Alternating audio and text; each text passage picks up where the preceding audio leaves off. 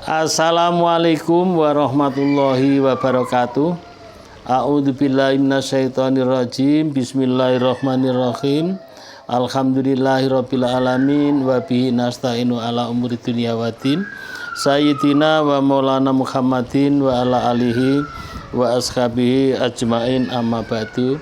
Halo, apa kabar sahabat-sahabat semuanya ya? Baik yang sudah mendukung channel ini maupun yang belum. Oh iya, yang belum itu segera mendukung channel ini ya dengan like, komen, dan subscribe.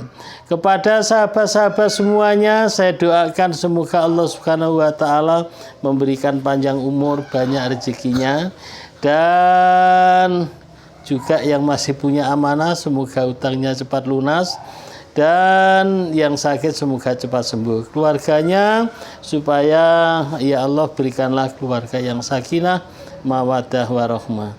Sahabat-sahabat semuanya ya, saya akan menjawab ya pertanyaan yang ada masuk di WA, yang masuk di kolom komen.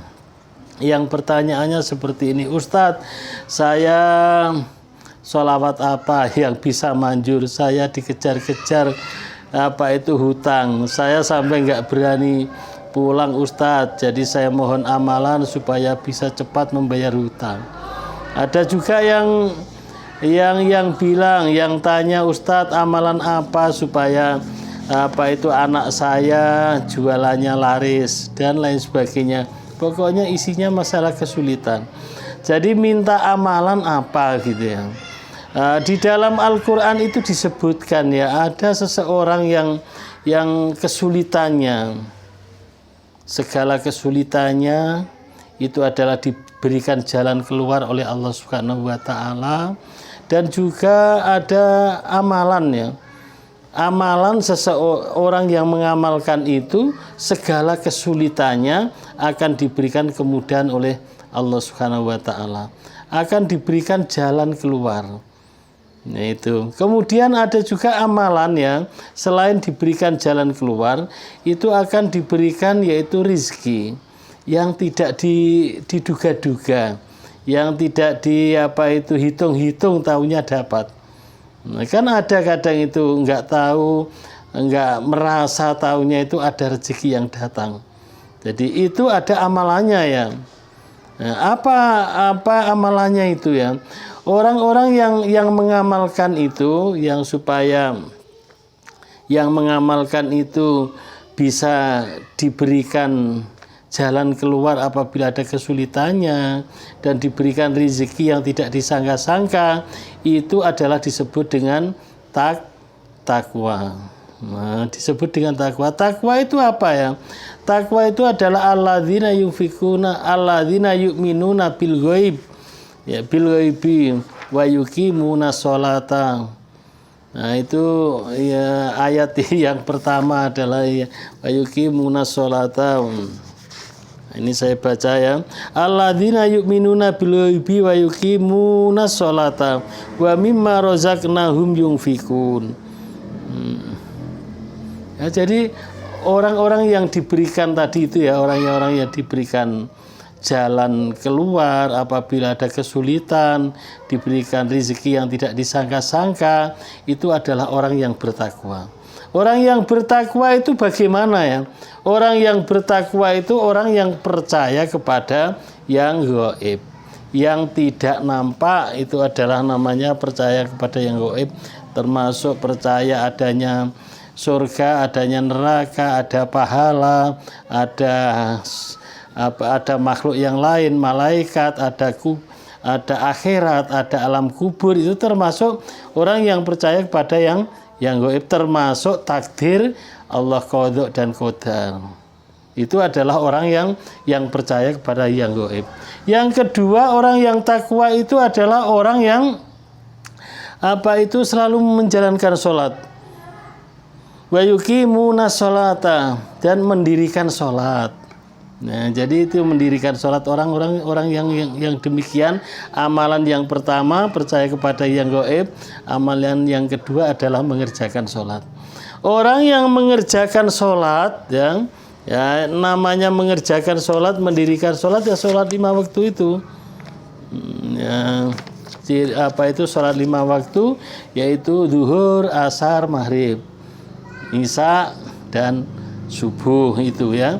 Itu selalu istiqomah, yang laki-laki ya berjamaah ya. Apabila ya boleh tidak jamaah sekali 2 kali kalau ada udzur, begitu pula kalau sedang bepergian dan lain sebagainya. Itu adalah sholat ya, yang kedua. Kita termasuk apa enggak gitu ya. Kalau kita termasuk orang yang mengamalkan itu, nanti ya segala kesulitannya akan diberikan jalan keluar oleh Allah Subhanahu wa taala. Ini janji dalam Al-Qur'an. Satu tadi percaya kepada yang gaib.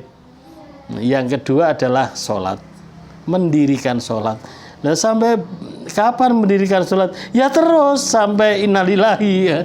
Yaitu sholat, karena sholat itu adalah wajib. Dan sholat itulah yang besok pertama kali dihisab, sholat. Maka diberikan kemudahan oleh Allah Subhanahu wa taala. Yang ketiga adalah zakat. Walladzina yu'minuna bima unzila ilaika wa mimma razaqnahum yunfikun. Ya, memberikan zakat, memberikan amal, memberikan sedekah, harta kita, apa yang kita yang dapat, walaupun tidak kaya raya, ya kita tetap sedekah. Maka kalau di dalam agama itu sampai 2,5%. Nah, kalau ya, berapa yang ada kita sedekahkan, kita zakatkan. Ya. Itu. Kemudian yang selanjutnya wal kadhiminal bil ghaid. Wal kadhiminal ghaid, yaitu orang yang menahan marah. Nah, jadi orang yang takwa itu diantaranya cirinya ya, ciri-ciri orang yang takwa itu, yang disebut orang takwa, satu adalah percaya kepada yang gaib, yang kedua adalah menjalankan sholat, kemudian zakat, yang ketiga, kemudian yang keempat adalah menahan marah. Nah, walaupun itu kita kita disalahi orang lah, kita nggak salah umpama ya. Kemudian orang itu yang salah kepada kita, seharusnya kita pun berani memarahi dia itu ya umpama ya kita. Tetapi kita ingat bahwa orang yang takwa itu orang yang menahan marahnya, jadi dia tidak jadi marah. Nah, itu namanya adalah bisa menahan marah. Ya, pas yang anak-anak atau umur di bawah kita, dia adalah salah terhadap kita bisa menahan amarah. Itulah yang disebut dengan bisa menahan marah itu. Ya, karena kita ingat bahwa itu adalah termasuk orang yang takwa itu bisa menahan amarahnya. Begitu ya umpama yang kita hadapi anak-anak, cucu kita, kemudian kawan-kawan kita, saudara-saudara kita, apalagi kalau kita jadi pimpinan umpamanya, bisa menahan marah. Ya, jadi tidak harus marah menyelesaikan masalah, bukan begitu ya. Ya bisa pokoknya artinya itu tidak mudah marah, begitu loh ya.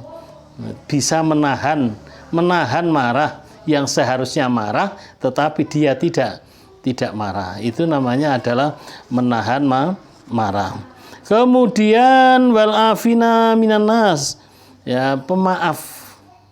Nah, memaafkan itu adalah yang berat, yang bisa memaafkan, memaafkan kepada orang lain. Kalau yang menahan marah tadi, yaitu saya ingat ya, yaitu ada kisah zaman Rasulullah SAW itu, dia bersabda sesudah perang apa yang paling berat itu dulu, yang bulan puasa itu ya, perang Badar. Di dalam sejarah itu perang Badar itu adalah perang yang paling berat, karena musuhnya ini tidak seimbang jumlahnya.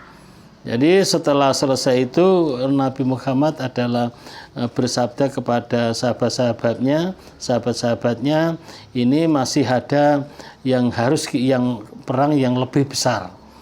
Nah, kalau yang kemarin ini bukan yang paling besar, tapi masih ada perang yang lebih besar. Selalu sahabat itu bertanya, apa ya Rasulullah perang yang paling besar itu kapan dan dengan siapa? Ternyata Rasulullah menjawab adalah memerangi hawa nafsu kita, menahan amarah kita. Itu adalah memang paling berat. Itu ya, itu adalah orang paling berat itu. Maka kita ya latihan. Jadi orang yang satu adalah percaya kepada barang yang gaib, kemudian yang kedua adalah sholat, mendirikan sholat, kemudian yang ketiga zakat, kemudian adalah wal kadhiminal ghaid, ya bisa menahan marah, bisa menahan amarahnya ya. Memang amarah itu berat. Kemudian yang kelima adalah wal afina minan nas, mau memaafkan ya. Walaupun umpama kita tahunya tidak salah, tahunya itu barang-barang kita diambil, kemudian dia mohon maaf dan tetap kita maafkan. Walaupun kita itu umpama tidak terima itu bisa, karena umpama itu hak kita, tetapi adalah karena dia sudah minta maaf dan kita adalah kuat memaafkan. Kita ingat bahwa memaafkan adalah termasuk takwa, maka kita bisa memaafkan ya. Kemudian ada juga orang yang menzalimi kita ya itu enggak kita berikan contoh secara mendetail ya. Menzalimi kita, kemudian tahunya kita maafkan.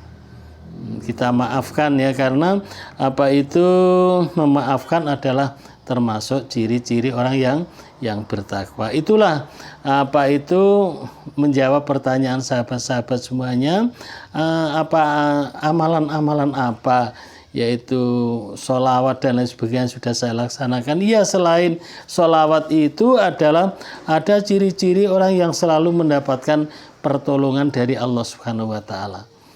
Ya, itu cirinya ya, orang-orang yang selalu mendapatkan pertolongan dari Allah Subhanahu wa Ta'ala apabila ada kesulitan, apabila ada masalah, selalu diberikan jalan keluar. Itu adalah cirinya: satu, percaya kepada yang gaib, yang kedua adalah sholat, yang ketiga adalah zakat ya, sedekah, kemudian yang keempat adalah menahan emosi, menahan amarah, yang kelima adalah memberi maaf kepada orang lain.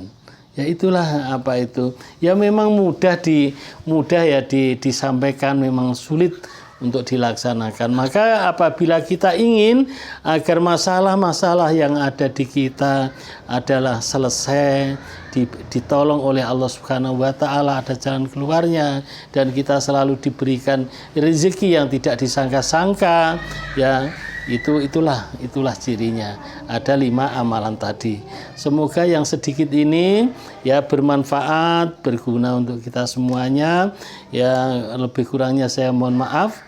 Ya, bagi sahabat-sahabat, kawan-kawan semuanya ya, yang mau masuk grup silahkan ya, tetapi harus ingat ya, masuk grup ya tidak hanya masuk saja ya, walaupun tidak bayar, tetapi kalau ingin menambah ketakwaan kita kepada Allah Subhanahu wa Ta'ala ya, mengikuti jadwal yang sudah diberikan oleh grup Riyadhos Sholawat Jibril ini. Demikian, dan bagi sahabat-sahabat yang punya kisah keajaiban, keberkahan membaca sholawat atau yang lain ya, keberkahan mengenai kebaikan agama ya, terutama adalah sholawat tadi, silahkan dikirim di nomor 0812 7515 4442 0812 7515 4442. Thank you very much. See you next time. I choose me. Assalamualaikum warahmatullahi wabarakatuh.